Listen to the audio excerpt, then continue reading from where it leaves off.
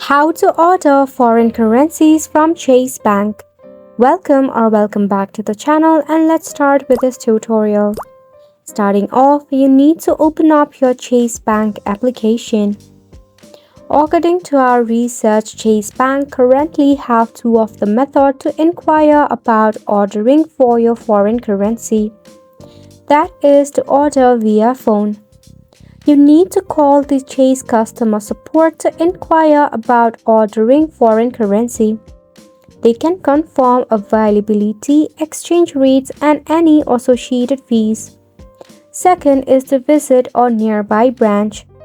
Locate a Chase Bank that is near you, and you can visit them in person to inquire about foreign currency availability, exchange rates, and place an order directly at the branch.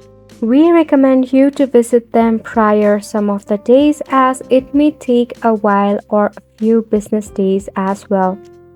So you also have to call before you visit your Chase Bank to confirm if they have the currency you need in stock. Ask for the exchange rate and be aware that Chase may charge a fee for ordering foreign currency. Alternative way is to use your travel-friendly credit card.